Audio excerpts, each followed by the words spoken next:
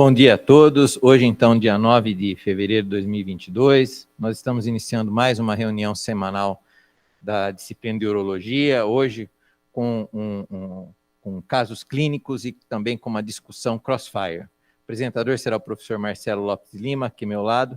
Transfiro a palavra. Bom dia, Marcelo.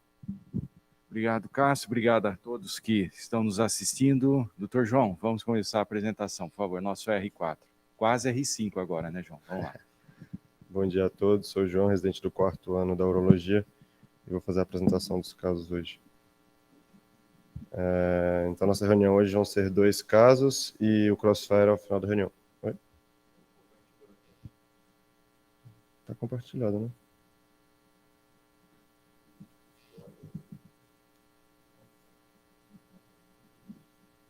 Foi?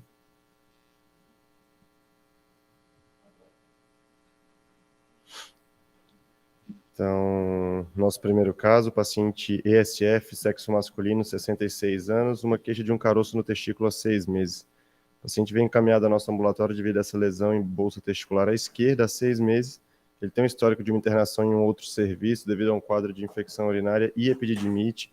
Ele também tinha um abscesso em bolsa testicular à esquerda há 3 meses que foi drenado. Afirma uma melhora do quadro no momento, sem saída de secreção, porém afirma que não houve uma cicatrização completa. Há 2 semanas ele voltou a apresentar endurecimento da região associado a uma ulceração. João, só um segundo.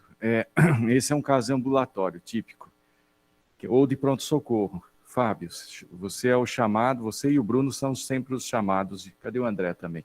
Para o pronto-socorro. Então vamos lá, vai ficar para vocês dois. Fábio, você está indo para o pronto-socorro, hipótese diagnóstica sua na cabeça. Enduramento do testículo, senhor de 66 anos. Hipótese diagnóstica. Senhor, primeiro acho que eu vou pensar mesmo numa orquipedidimite. Você pensou numa recidiva da orquipedidimite. Bruno, outra alternativa. Doutor, eu acho que abscesso. Então os dois ficaram com a mesma hipótese, mantendo novamente uma recidiva do quadro. Muito bom. João, você já tem isso na cabeça, continua a apresentação, vamos lá.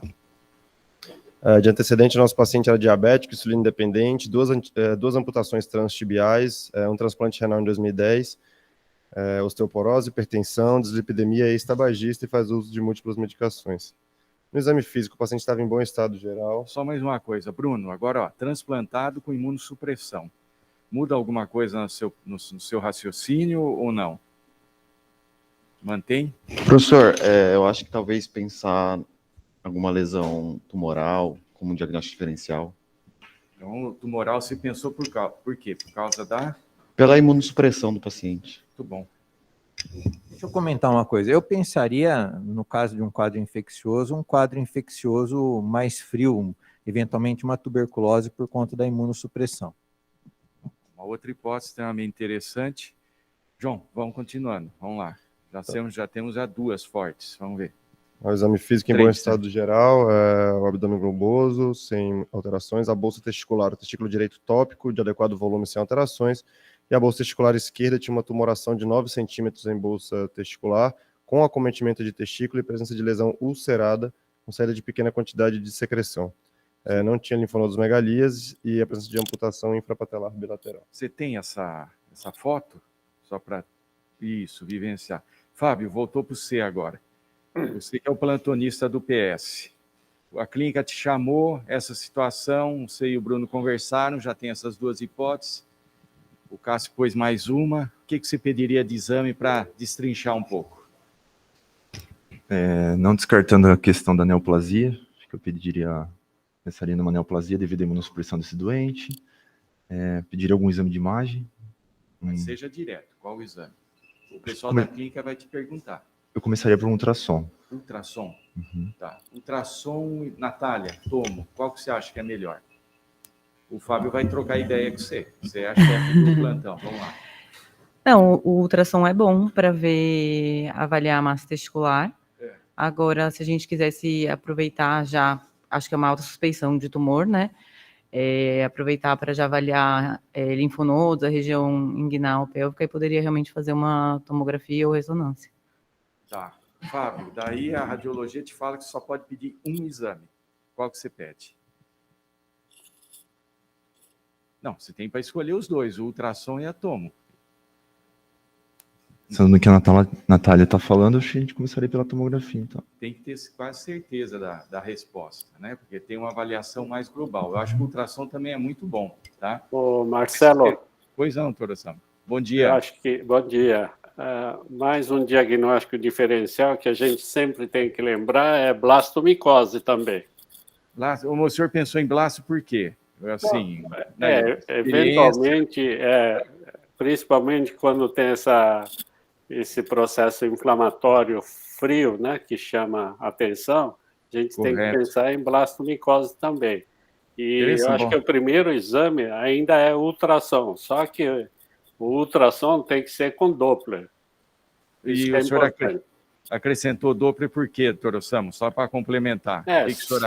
Se essa tumoração é hipervascularizado, eu acho que isso é importante para fazer o diagnóstico diferencial de um processo inflamatório e também neoplásico.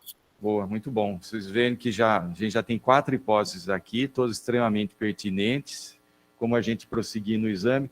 João, se tem mais alguma coisa? Continua.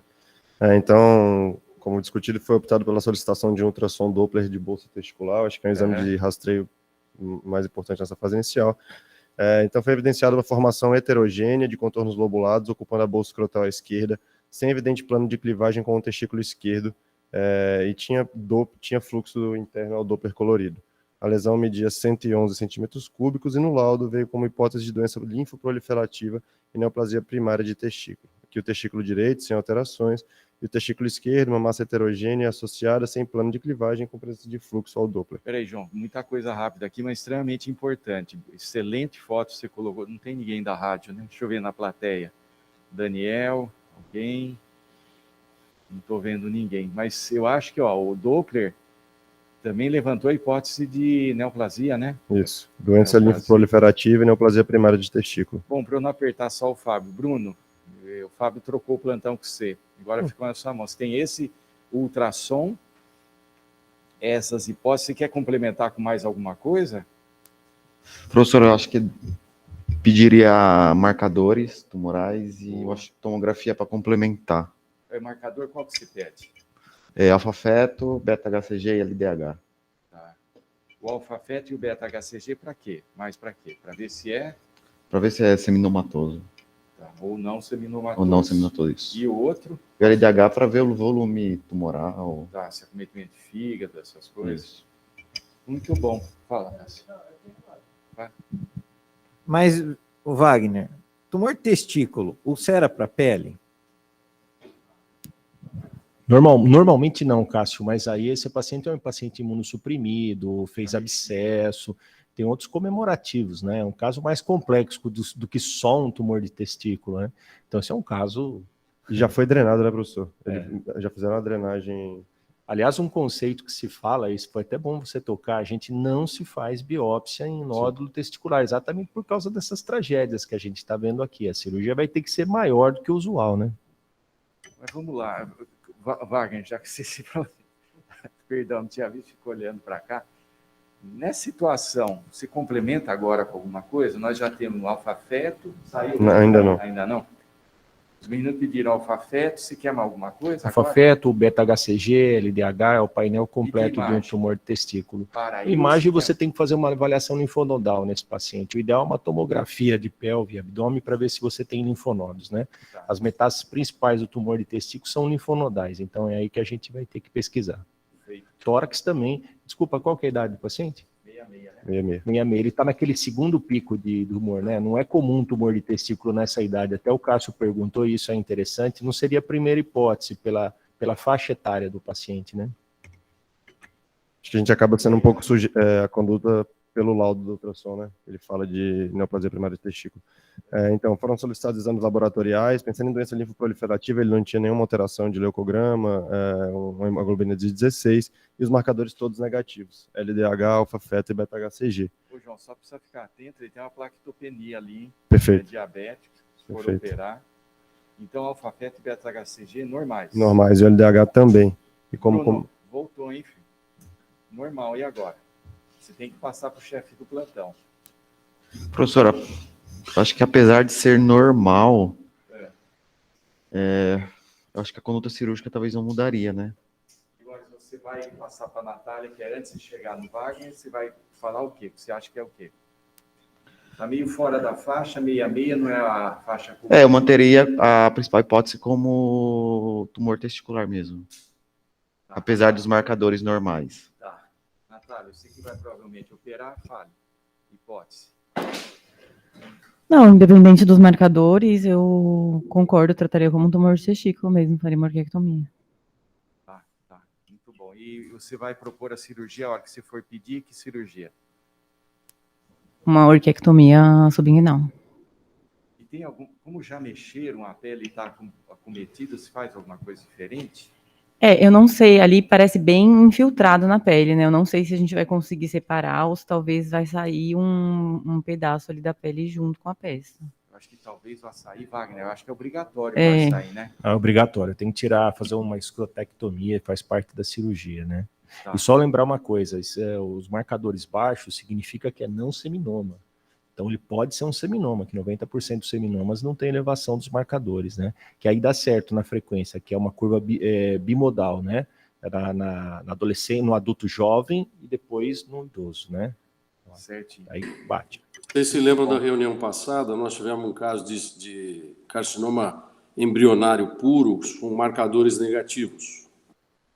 Perfeito, bem lembrado. Deixa eu falar aqui mais perto do microfone, que o Adriano já me lembrou aqui. Ô, Marcelo. Oi, fala, Se a gente pensar em seminoma, tem uma característica nessa idade, né, que é o espermatocítico, né? Correto. Acho que é o único que tem, né? Depois nós vamos ouvir a opinião. Se for seminoma, mas não parece ser. Eu ficaria... duas hipóteses aí, né? Não abandonaria, acho que foi bem lembrado toda a equipe aqui, a inflamatória, tumoral, só o João sabe.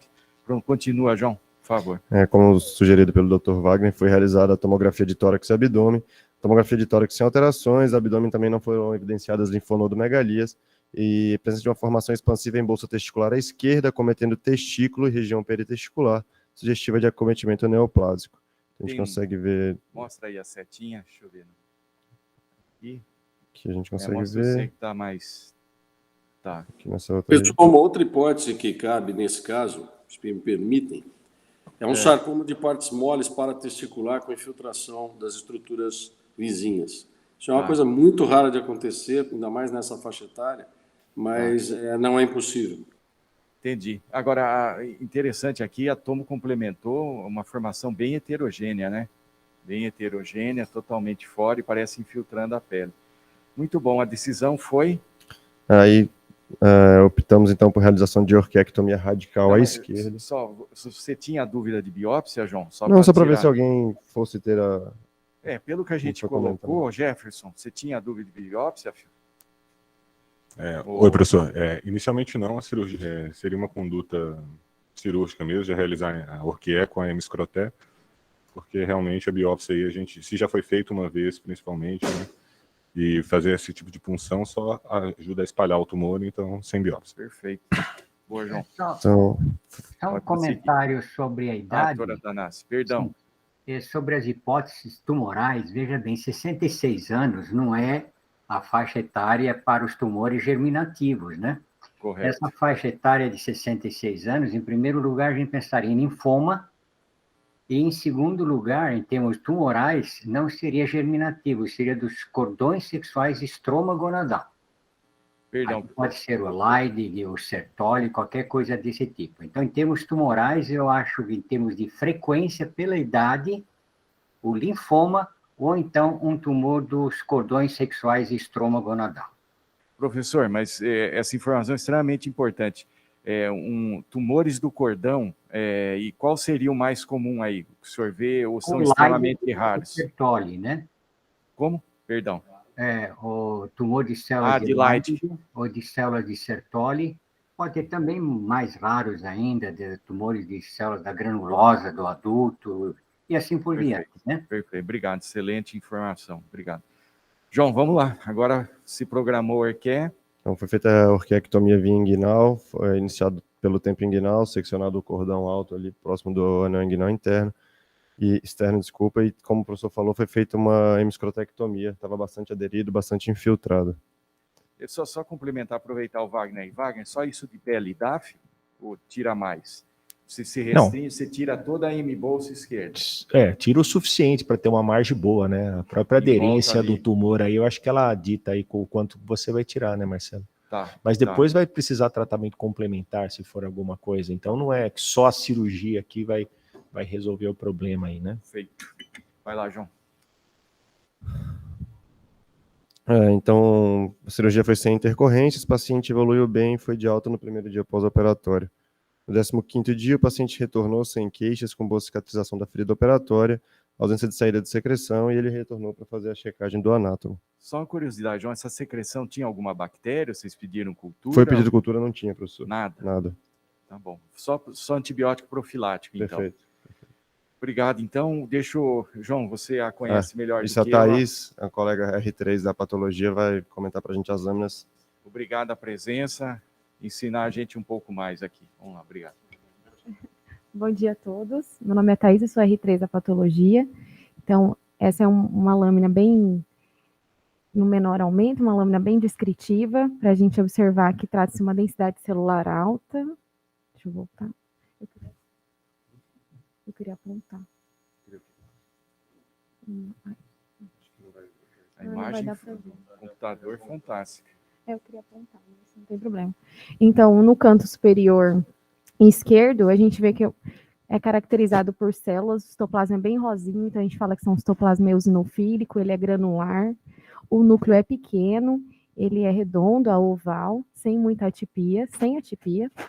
E nesse canto inferior direito, que são essas células maiores, são células gigantes, multinucleadas, os núcleos eles se localizam principalmente centralmente, e o citoplasma, ele é um citoplasma que a gente fala xantomatoso, que é um citoplasma espumoso.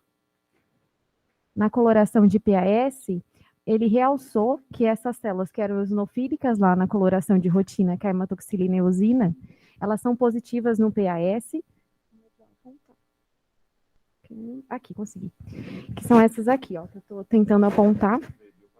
Elas são positivas, então, na coloração de PAS, e também a coloração de PAS realça a presença desses corpúsculos em alvo. Então, tá bem bonitinho aqui. Então, essas células são positivas para PAS, citoplasma eosinofílico granular, elas são chamadas células de von Hansemann, que são estiócitos. E esses corpúsculos em alvo, também positivos no PAS, são chamados corpúsculos de Michaelis-Guttmann, que também são positivos na coloração especial de von Cossa, que é uma coloração para cálcio. Então, aqui, muita grande quantidade, e aqui esses corpúsculos em alvo. Esse está bem bonitinho de ver. E quanto à parte xantogranulomatosa, né, uma imagem em maior aumento, que a gente observa as características dessas células, que a gente chama células gigantes de Touton. Então, os núcleos, centralmente, e esse citoplasma xantomatoso. E o acúmulo dessas células, então a gente fala que é um processo xantogranulomatoso. Então, o diagnóstico foi uma malacoplaquia associada com processo inflamatório crônico, inespecífico e xantogranulomatoso. Doutora Thaís, me permite, daí, vamos dizer, olha, deu um branco, eu fico em dúvida, eu ligo para o laboratório. Thaís, e aí? Isso aqui fica como? É um processo inflamatório crônico, uma orquipididimite que abscetou, e a malacoplaquia específica disso, o que você bate o martelo aí? É uma malacoplaquia associada a um processo inflamatório xantogranulomatoso. E a malacoplaquia, o termo mais seria do quê? É uma doença inflamatória benigna. Perfeito. Acho que era isso que queria sentar na cabeça para ter uma característica histológica de um processo inflamatório benigno. Isso, é uma entidade que é patognomônico o encontro dessas células de von Hansemann e dos corpúsculos de Michaelis-Guttmann. Perfeito. Obrigado, Thaís. Nossa, tem mais alguma coisa? Tem, As imagens boas, pode continuar, por favor. Eu trouxe um pouquinho da malacoplaquia. Tá, perfeito. Então, vamos lá. Então, uma doença, como eu disse, inflamatória crônica, granulomatosa, ela é incomum e de natureza benigna, ela tem uma etiologia incerta, e apesar de conhecida há mais de 100 anos, há um espectro que envolve uma origem multifatorial. que vai desde uma infecção bacteriana gram-negativa, frequentemente E. coli, um defeito na fagocitose pelos macrófagos e uma modificação na resposta imunológica. Isso vai de encontro à maior frequência em pacientes imunodeprimidos, como o caso de pacientes transplantados e diabéticos.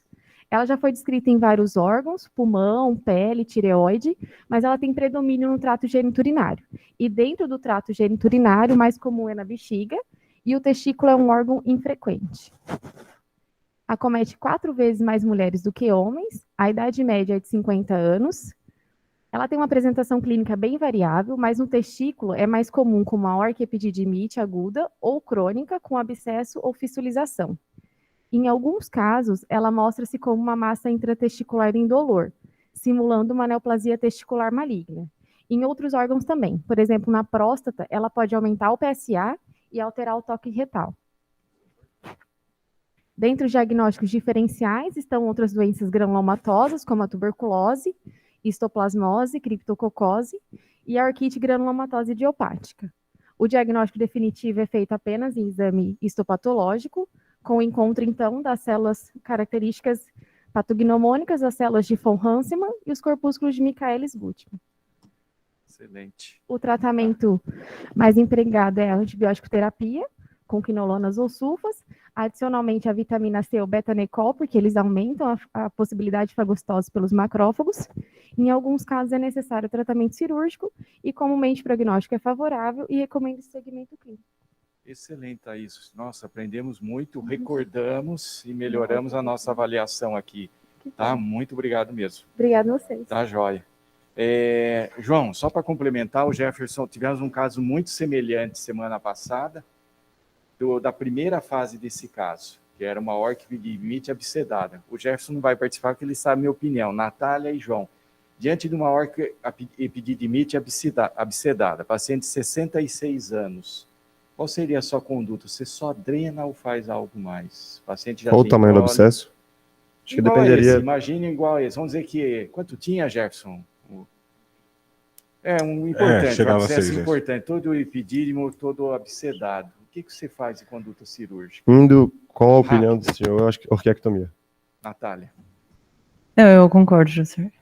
Então, eu acho que aí, o Carlos pode ter outra visão, o Cássio também, o Wagner, mas 66 anos, um abscesso importante no testículo, vocês drenariam só o testículo, Carlos, sim ou não? Saber se é comprometimento só do testículo ou epidídimo, geralmente epidídimo. Eu faria justo. pilectomia, não faria orquiectomia. Apesar da idade dele, ele vai se sentir prejudicado com a tua cirurgia radical. Carlos, o testículo bom, o que você acha? Não, se você puder preservar, tem que preservar. Concordo, drenagem na fase aguda e depois posterior antibiótico, e se melhorar não faz nada, conservador. Orquiectomia em caso que piora, ou é crônico, doloroso. Fase aguda é drenagem. Eu faria orquia, Cássio. Já ouviu falar em DAEM? Já ouviu falar em DAEM? Já ouviu falar em DAEM com a idade? Isso vai prejudicar mais o envelhecimento do paciente? Que é isso? 1/3 de um testículo é suficiente para a produção de testosterona. Juliano, fala. Eu acho que esse é o tipo de pergunta que tem que levar em conta o órgão acometido. Se fosse na cabeça, óbvio que todo mundo drenaria o cérebro e não tiraria. No testículo de um paciente com 66 anos, não tem sentido o senhor prolongar o sofrimento dele, correr o risco de prolongar o sofrimento para preservar o órgão. Não tem sentido. O Juliano foi assim uma machadada, né? Empatamos, hein, Juliano? Empatamos. Eu, você e você. Val, mas foi interessante, só para vocês verem, obrigado. Um caso bom, tirando a doença evidente, eu quero dizer um caso interessante. Vocês vejam que as hipóteses são formuladas, a participação da patologia foi importantíssima. Bom caso, João, excelente. E é um caso que a gente vai encontrar no consultório no dia a dia. Seguinte, porque a gente tem o crossfire ainda. Vamos lá. Então, em 6 meses, o paciente retornou, ferida bem cicatrizada, sem evidência de novas lesões. Perfeito. Próximo caso, HS, sexo masculino, paciente de 54 anos, com uma queixa de queda de 2 metros a 1 hora. 2 metros, construção civil. Perfeito. O paciente chegou para atendimento na unidade de emergência, atendimento da cirurgia geral, vítima de queda de um muro de 2 metros a 1 hora, trazido pelo SAMU, A inspeção inicial no A não tinha alterações, paciente com a via aérea pérvia, traqueia centrada. No B, ele tinha uma dor à palpação do hemitórax esquerdo, porém saturava bem, 96%. No C, o paciente estava hemodinamicamente, com abdômen doloroso em flanco esquerdo e pelve do paciente estava estável. Glasgow 14, paciente levemente etilizado, porém obedece a comandos sem déficits focais. E no E, tinha um hematoma em flanco esquerdo, fratura de húmero à esquerda e a presença de hematúria após a sondagem. Ó, aqui até não vale, porque o João até grifou a presença de hematúria após sondagem vesical. Jefferson, só para lembrar os tempos de pronto-socorro, que agora você é quase chefe, né? R5 é quase chefe. E pós-diagnóstico e exame, Jefferson? Professor, então, paciente vítima de politrauma, tem esse hematoma associado à hematúria, tem que pensar em primeira hipótese que houve um trauma renal aí, além da tomo politrauma dele, principalmente nesse caso, então a tomo de abdômen com contraste trifásico para esse paciente. Tomo e hematúria, né? Então, hematúria, tomo, muito bom. Joãozinho, deixa eu ver aqui, peraí, tem mais... O hematoma no flanco é característico nos seus tempos de pronto-socorro? Os traumas do rim? Normalmente pode ocorrer, principalmente hematoma em flanco ali, ele pode recorrer a uma hemorragia retroperitoneal, ou então próprio da lesão de pele.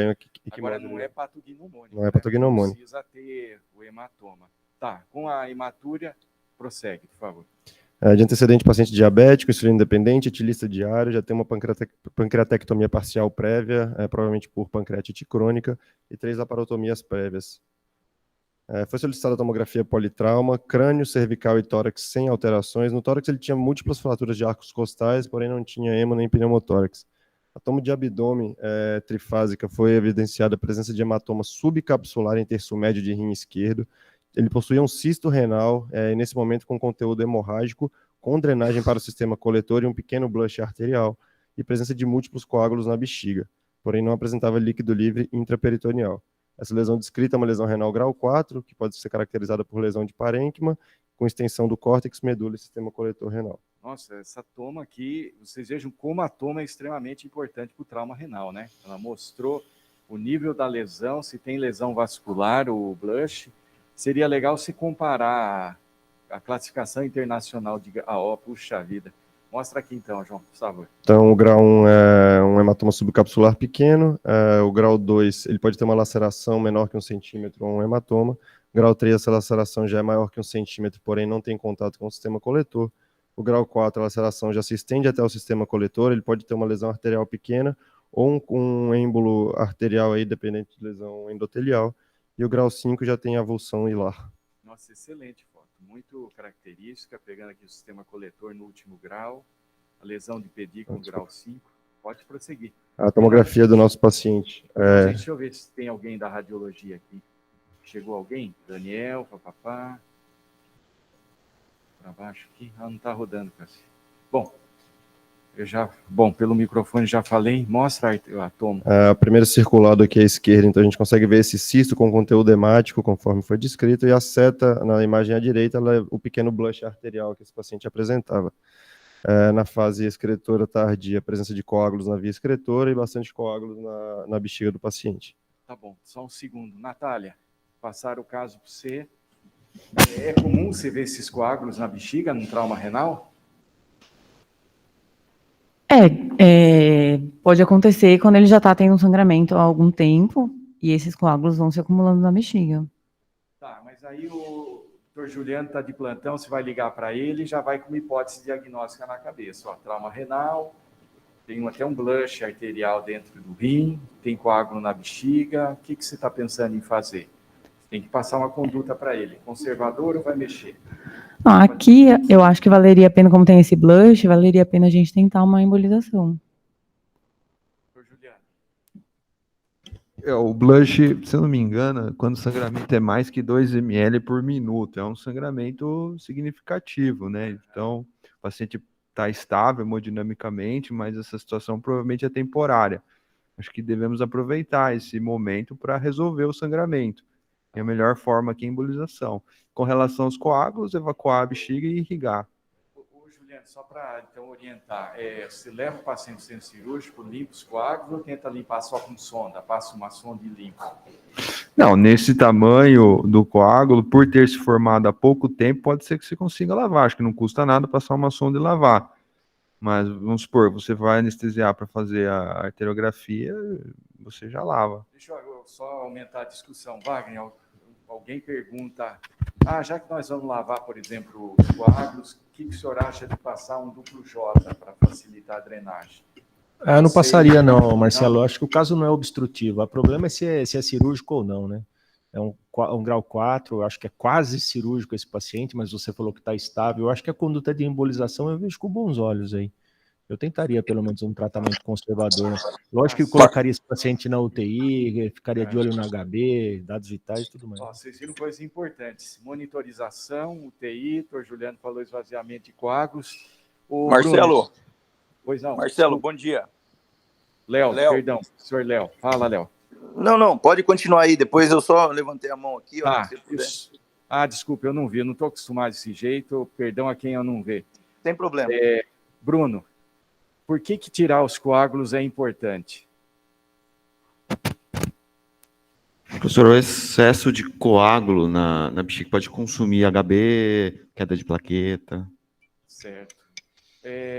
Muito bom. Joãozinho, continua. Vamos. Esse Então, caso é bem rico. Na admissão, o paciente estava hemodinamicamente, HB de 12, sem leucocitose, sem plaquetopenia. Então, só uma... Então, volta só um segundo, por favor. Conservador duplo J. O Wagner foi contra a casa, se passaria ou não também? É para pensar, é difícil. Não é padrão passar duplo J num caso desse, né? Eu não sei se eu passaria não, viu, Marcelo? Acho que não. Léo, já que você levantou a mão, se passaria o duplo J ou não? Sim ou não? Não. Aqui é importante é o seguinte, viu, Marcelo?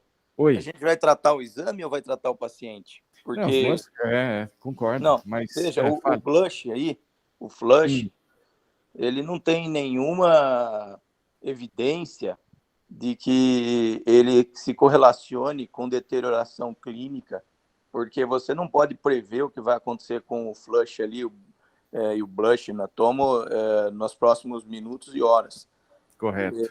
E não tem. Então, se você pensar baseado em evidência, você não tem indicação, suporte para colocar duplo J e tampouco para fazer intervenção. Se esse paciente está estável, o conceito é controle de sinais vitais, repouso no leito, reposição volêmica, pode transfundir até 2 concentrados de hemácias. O que tem na literatura passou de 2 bolsas de transfusão, a chance de precisar intervir aumenta muito. Então, esse raciocínio de embolização está totalmente equivocado, baseado em evidência. Não tem nenhum suporte na literatura que a evidência de um flush, blush, que quer que seja indicação de intervenção, mesmo que endovascular. Então, isso obrigado, é muito Léo, importante. mas eu só... Não passa uma mensagem...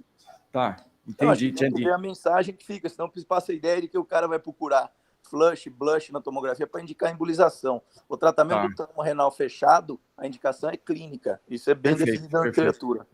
Não, só para complementar, eu vou só aumentar a discussão. Eu acho que eu já vi, juro aí, mais uns 50 casos de trauma renal aí em alguns anos. Ver o blush ali na arteriografia, além de ser uma preciosidade do exame, é um fator que eu acho que deve ser chamado a atenção. E eu perguntei nos coágulos da bexiga, porque poucas vezes eu vi descer tanto coágulo. Eu acho um paciente importante, baseado na minha experiência clínica. Tudo que você falou é corretíssimo, está perfeito, mas esses 2 pontos, os coágulos descendo e o blush lá, me chamaram a atenção. Segue, Joãozinho, por favor. Marcelo, só uma colocação. Nós não estamos falando do flush num paciente que tem uma lesão grau 1, grau 2, grau 3. Isso aqui é grau 4. Isso daqui, se for seguir muitos guidelines, você vai acabar em cirurgia. Não, é isso que eu acho. Então, é uma tentativa, como o paciente está estável, e a gente sabe que a parte clínica é muito importante, de não fazer uma cirurgia para esse paciente.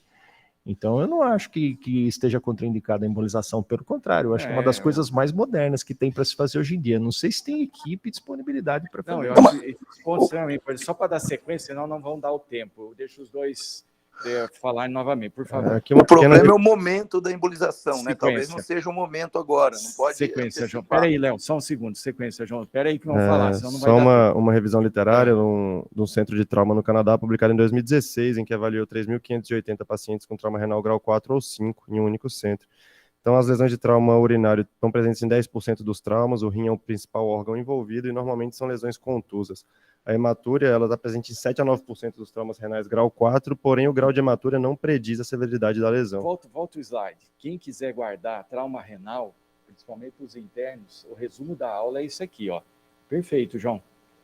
Mais frequente órgão acometido, a maioria das vezes é conservador, grau 4, lesão chama atenção, a hematúria não está relacionada, mas o exame de imagem mostrou, e os caras têm 3.580 pacientes. É um centro de referência, viu? Sem dúvida, tá? Segue, João. Excelente. Então, sobre o tratamento conservador, foi comentado pelo professor Wagner, a estabilidade hemodinâmica e a ausência de queda de HB são os principais fatores a serem avaliados. Geralmente, os melhores resultados são lesões de grau 1 a 3, porém, novos trabalhos têm demonstrado bons resultados no tratamento conservador, em lesões grau 4, mas ainda é controverso.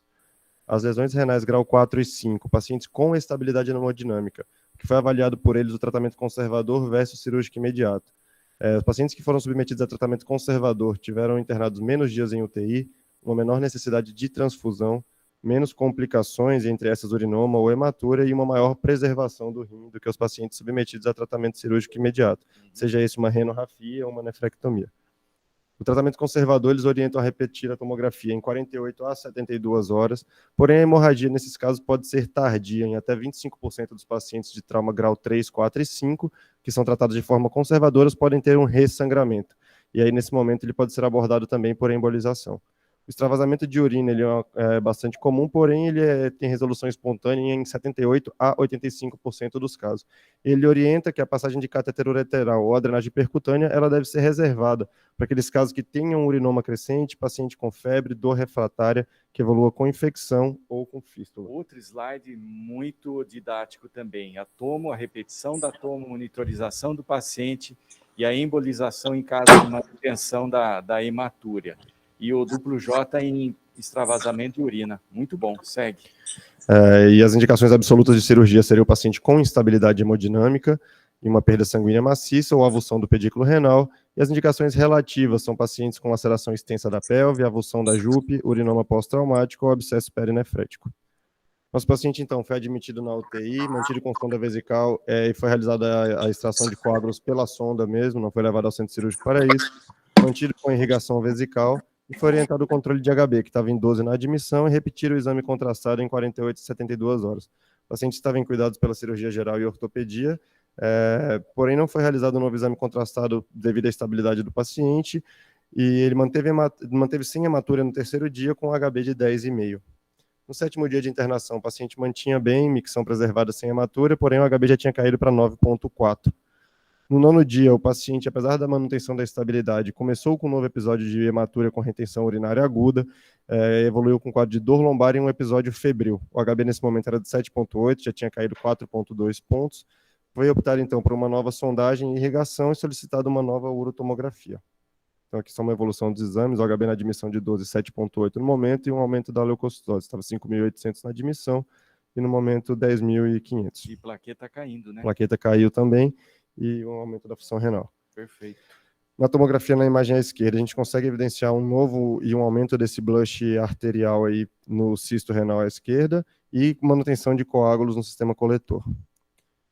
Laceração profunda cometendo toda a espessura do terço médio do rim esquerdo e sinais de sangramento ativo ao método. Foi optado, então, por uma avaliação da cirurgia vascular. Um segundo. Natália, e agora? Bom, eu já teria embolizado naquele momento, eu mantenho minha conduta. Então foi mais rápido. Vai, Joãozinho. Ô, João, Então, professor. Peraí, só o Ivan um falando segundo. aqui. Quem que tá falando? Léo? É o Ivan, Peraí, Léo. É o Ivan. Fala, Ivan. Ô, Ivan, prazer em revê-lo. Opa, não, só para passar, eu tô aqui no aeroporto ainda, inclusive, voltando do Eurep, e só para passar que o novo guideline da EAU, inclusive, ele fala que paciente estável hemodinamicamente e com blush arterial é indicação absoluta de fazer angiembolização. Só para deixar isso bem claro até para as provas aí, para quem for falar isso aí para os residentes. Você já passou uma dica quente, hein? Obrigado até da questão. Vamos lá. Valeu. Obrigado, Ivan. Boa viagem. Você está indo ou está voltando? Tô voltando. Dá tempo de passar no free shop. Vai lá. Joãozinho. Tchau, Ivan. Foi aproveitado pela equipe da urologia para fazer esvaziamento de coágulos no mesmo tempo. Então, aqui pela a cirurgia vascular, eles abordaram a cateterização da artéria renal, foi evidenciado um sangramento ativo aí em polo superior renal, e eles fizeram a embolização com gelfoão, controle pós-embolização, sem presença de sangramento. Ô, João, não tem ninguém da vascular, né? Isso é muito importante. O que eles complicado, fizeram, né, se passou tão rápido assim, é a grande mudança no tratamento do trauma renal desse tipo nos últimos 10 anos, tá? A gente pode trazer os caras de novo uma vez para mostrar essa imagem aqui, o que eles usam para embolização. Como hoje a gente tem o Crossfire, a gente vai ter que correr. Mas essa mudança aqui é fantástica. A imagem e a embolização deles. Seguinte, por favor, João. Então, foi feita a embolização seletiva do ramo de polo superior e médio com gelfoam com controle de sangramento. E pela urologia foi realizado esvaziamento de coágulos, não foram visualizadas alterações da integridade vesical e mantido com sonda e irrigação. No primeiro pós-operatório, o paciente manteve sem hematúria, com melhora da dor lombar. No quarto pós-operatório, o paciente voltou a apresentar febre e uma hematura leve. Foi feito, então, um novo rastreio infeccioso e começado o NASIM para esse paciente. No sétimo dia pós-operatório, o paciente manteve estabilidade hemodinâmica com uma discreta hematura, sem uso de sonda. A hemocultura foi positiva para enterococo e optado pela clínica média por solicitar uma nova tomografia. O HB dele estava de 6,9 no momento, foram feitos 2 concentrados de hemácia. Quer dizer, caiu mesmo após a embolização. Mesmo após a embolização. Então, o paciente manteve a queda de HB de 7,8 para 6,9 e teve uma piora do leuco de 7.500 para 9.500. Foi evidenciada, então, uma coleção gasosa em parênquima renal à esquerda, sem sinais de sangramento ativo, ausência de borramento da gordura perirenal e uma presença de coágulos no sistema coletor. Bom, daí, só para resumir, eu que tomei a conduta, se forem vocês batam em mim, mas eu vi aqui, Cássio, não está melhorando. Wagner, e quem quiser falar, é evidente. Não, tá bem. E a nossa conduta foi um pouco depois disso. Tá bom. Vocês agora. No primeiro momento, troca de antibiótico. Eu acho que você colocou a sequência de ações aí. Troca de antibiótico, drenagem e nefrectomia. No primeiro momento, troca de antibiótico. Wagner, eu cantei jogar, desculpa. Não, eu acho que sim, se o paciente estiver estável, tudo bem, mas é uma lesão que é risco de nefrectomia. Esse paciente está beirando, estamos tentando todas as alternativas. Pode tentar um pouquinho mais, mas cuidado para não perder o time.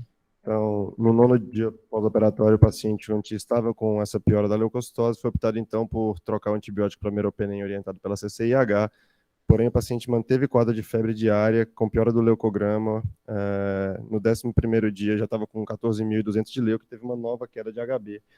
Optado, então, por realizar uma nova tomografia que evidenciou um blush arterial importante. O paciente, nesse momento, já tinha borramento da gordura perirenal e o aumento da coleção gasosa em parênquima renal esquerdo. Juliano. Eu acho que o paciente está evoluindo muito mal, já passaram 19 dias de internação, acho que não há mais tempo para drenagem, eu faria nefrectomia. Juliano, você que domina a laparoscopia, qual que você escolheria? Volta na tomografia. Como vocês podem ver, a gordura de gerota está bem delimitada, o mesocolo, o plano do mesocolo está bom, eu acho que fazer uma nefrectomia laparoscópica aí, por fora da gerota está perfeitamente factível. O problema é se abrir a gerota acidentalmente vai sangrar e vai dificultar a cirurgia. Mas por fora está bom. O fato de ter um quadro infeccioso não te inibiria fazer uma laparoscopia transperitoneal, acesso transperitoneal? Olha, desculpa a minha falta de conhecimento formal para explicar, mas eu tenho uma experiência pessoal em operar quadros infecciosos, derramar conteúdo na cavidade e não tive problema.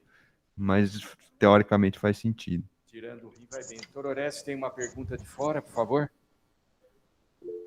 Não, já foi respondida agora. Minha dúvida é se você fazer uma por laparotomia com um processo infeccioso. Entendi, mas o Juliano falou, está correto, a gente tirou vários rins xantogranulomatosos, sai um monte de pus, você tirando o processo infeccioso, drenando, evolui super bem.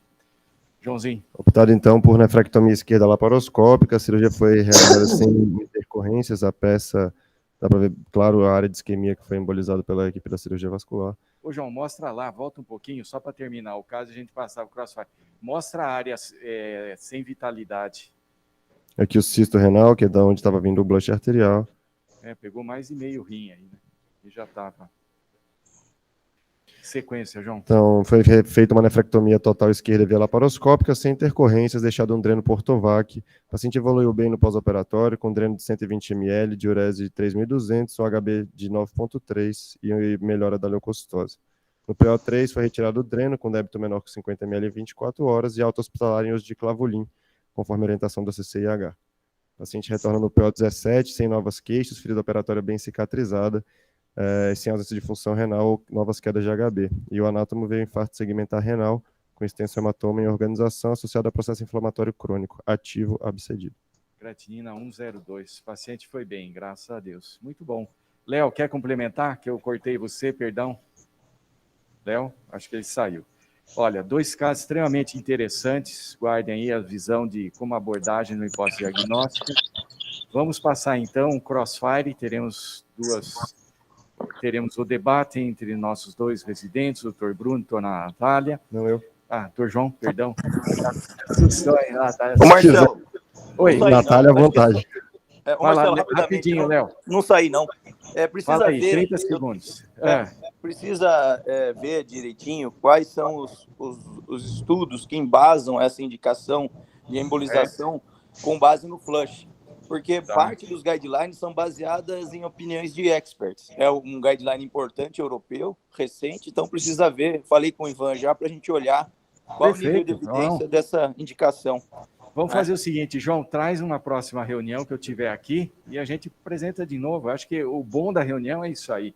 Não ser uma coisa fixa, a gente ter debate, mas visando o bem final do paciente. Perfeito. João, já que você está aí, vamos começar então. Vamos conversar sobre rim policístico no transplante renal, um assunto interessante. Pode começar, por favor. Então, nós temos no crossfire de hoje a doença renal policística, realizar a nefrectomia do rim nativo antes do transplante renal.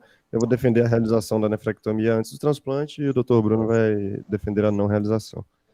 Então, esse primeiro artigo aí, publicado em 2019, ele avaliou 130 pacientes com doença renal policística autossômica dominante, em que desses 53 foram submetidos à nefrectomia do rim nativo, 45 antes do transplante e 8 após o transplante.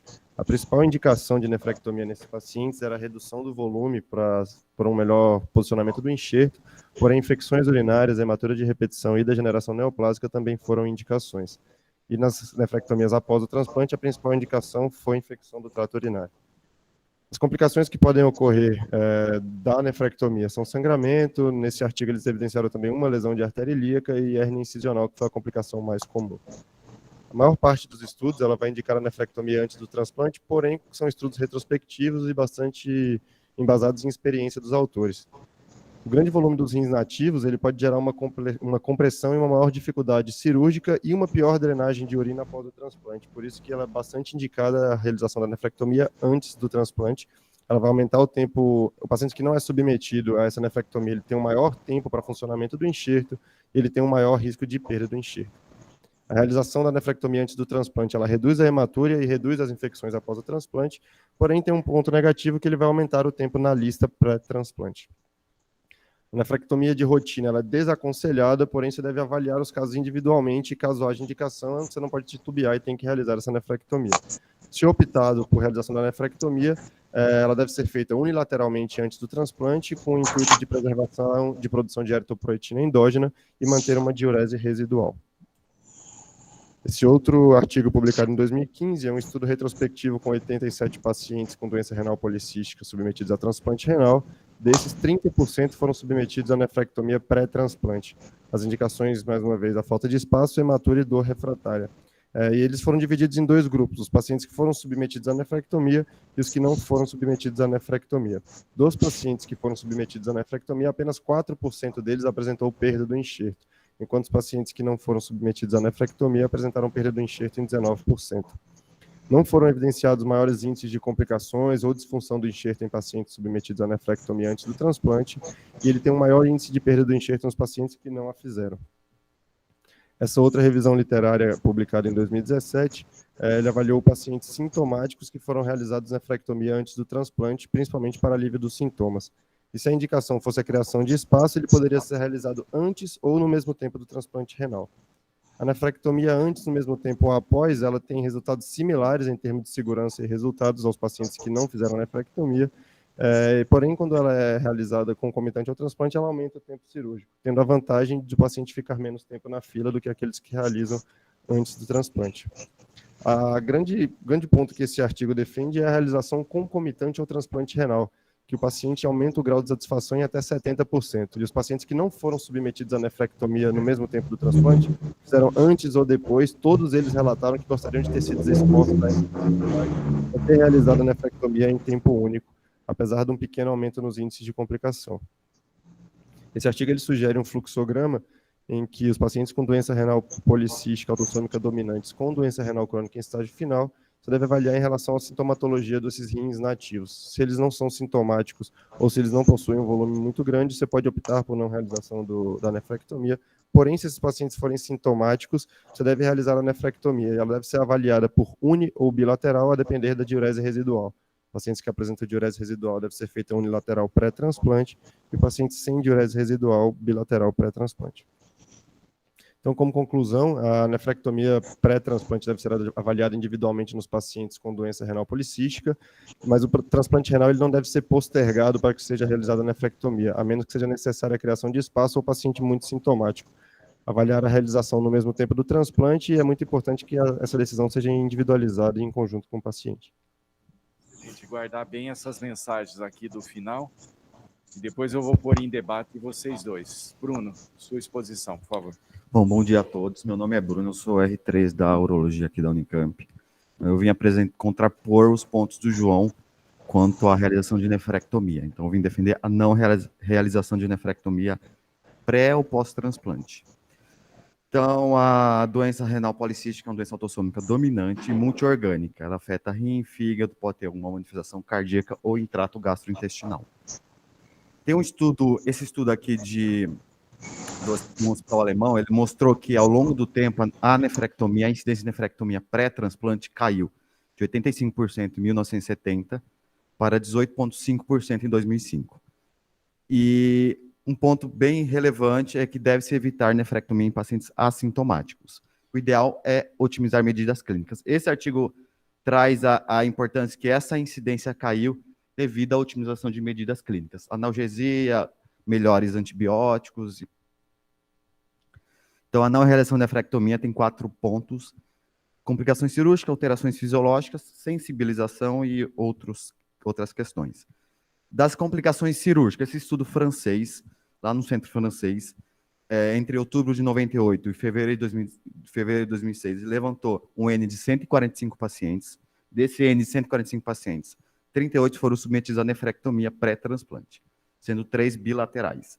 Mostrou uma elevada taxa de complicação precoce, ou seja, no PO1 do transplante, de 36,6%. As complicações foram tanto cirúrgicas, como esplenectomia de hemostasia, teve peritonite, abscesso de parede, ou complicações clínicas, né, insuficiência renal aguda, trombose de Fave, ou embolia pulmonar. Esse estudo polonês de janeiro de 92 a janeiro de 2016 pegou um N de 162 pacientes com doença renal policística que foram candidatos ao transplante renal. Desses 162, 77 foram submetidos à nefrectomia. Esse estudo mostrou que não teve desfechos, melhora em desfechos primários pós-nefrectomia. Entre eles, tanto morte quanto piora da função renal ou infecção. Ou seja, não teve melhora desses parâmetros pós-nefrectomia.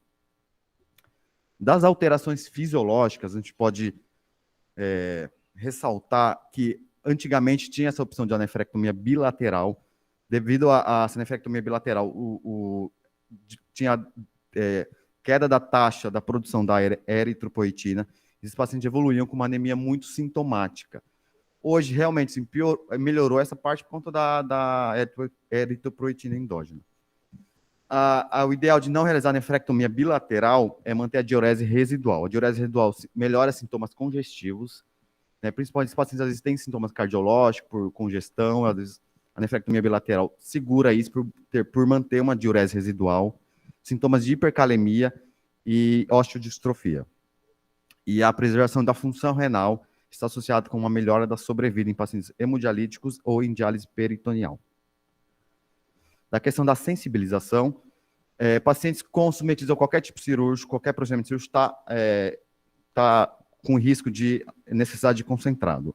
Esse estudo aqui, um estudo lá dos Estados Unidos, mostrou que a transfusão sanguínea aumenta o risco de sensibilização do HLA, aumentando o risco de rejeição do enxerto.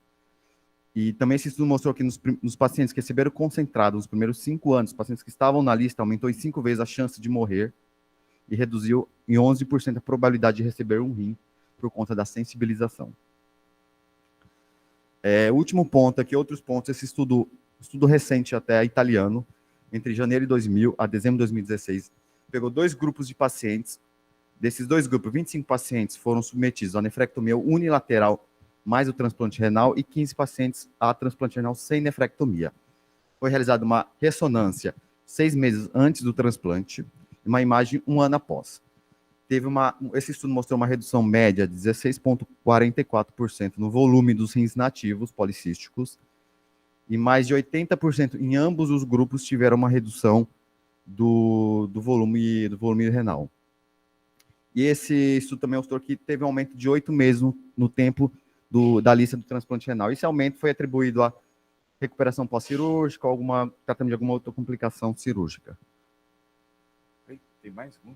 Esse é o último, professor. Como conclusão, a gente deve evitar nefrectomia em rins policísticos, principalmente pacientes assintomáticos, por razão de um aumento do risco cirúrgico desses pacientes serem submetidos a alguma cirurgia desnecessária, o aumento no tempo na fila, que o aumento do tempo na fila pode trazer complicações decorrentes à diálise e alterações fisiológicas, principalmente evitar nefrectomia para manter a produção de eritropoetina endógena e manter uma diurese residual.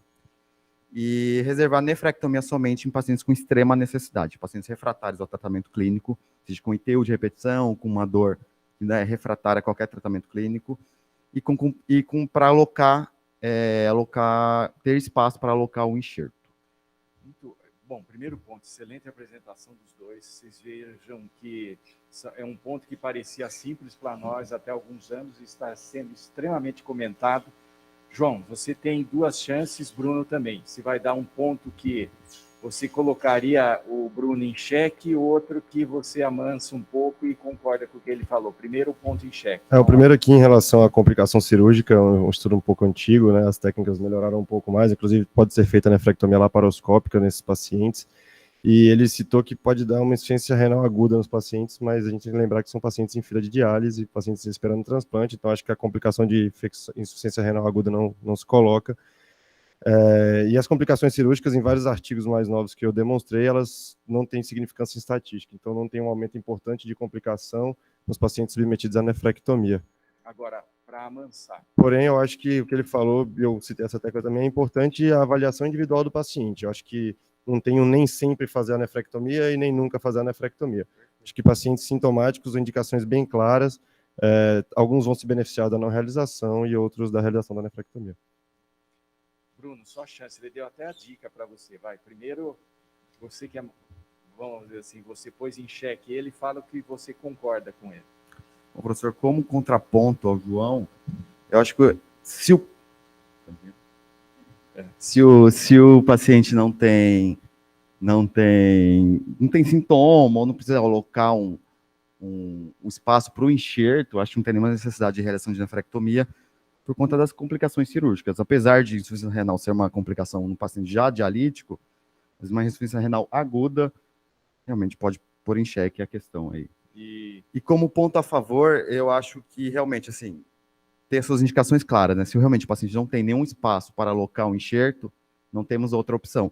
Apesar do estudo italiano mostrou dessa redução do volume renal. Perfeito. Eu acho, só para ajudar um pouco, as indicações clássicas aí que poderia bater uma intersecção dos dois seriam uma hematúria persistente, uma proteinúria exfoliante, o rim como processo infeccioso ou o rim como um foco de uma neoplasia intrarrenal. Essas não tem o que discutir. Neoplasia, infecção, hematúria e exfoliação. Agora, dos outros, nós já vimos aqui, presenciamos casos, uma nefrectomia do rim policístico pode ter complicações extremamente severas. A maioria passa super bem, mas outros, quando evolui mal, evolui mal.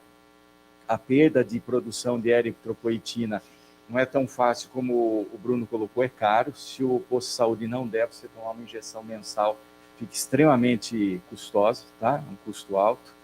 Então, esses dois parâmetros, mas eu acho que o mundo está caminhando mais, o trabalho do Bruno foi sempre extremamente bom, está caindo o número de nefrectomia pela exposição, o que o João colocou, mas às vezes precisa, sendo bem realizada, a vídeo está ganhando espaço, você fazer a embolização do rim policístico antes, ele diminui um pouco de volume, e na mesma semana você faz a nefrectomia por vídeo com uma coisa. Agora, e tem outros trabalhos também mostrando, você fazendo a nefré pré-transplante, acho que eu comentei com o Jefferson ou com a Natália, você aumenta a chance de linfocele no pós-operatório desses rins, não sei se vocês acharam, que talvez altere a drenagem linfática na retirada, a drenagem linfática fique comprometida e aumenta a chance de linfocele no pós-operatório do transplante. Juliano, só para encerrar, se alguém quiser mais... Eu queria fazer um comentário em relação à indicação da nefrectomia para conseguir espaço, porque eu tenho assim uma visão que é um critério muito subjetivo. A gente usa a polo inferior na asa do ilíaco como acho que meio generalizado isso. Mas veja, a pelve de um paciente de 2 metros não é igual à pelve de um paciente de 1,5 metro.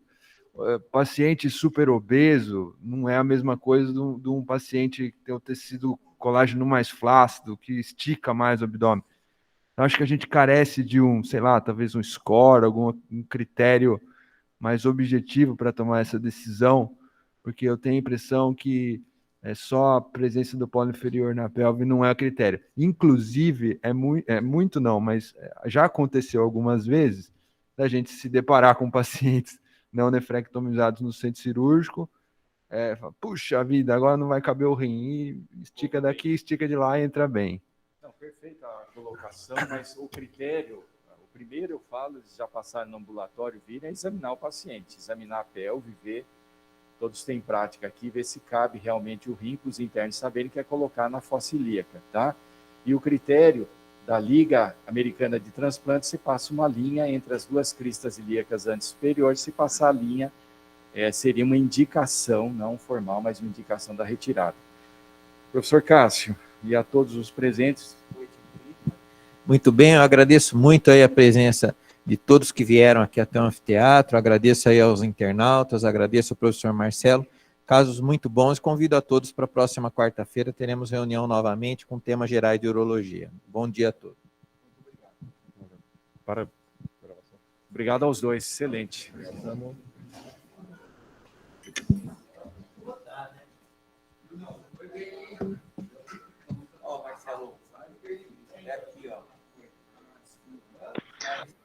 Parabéns, Marcelo. Ótima reunião. Obrigado a todos.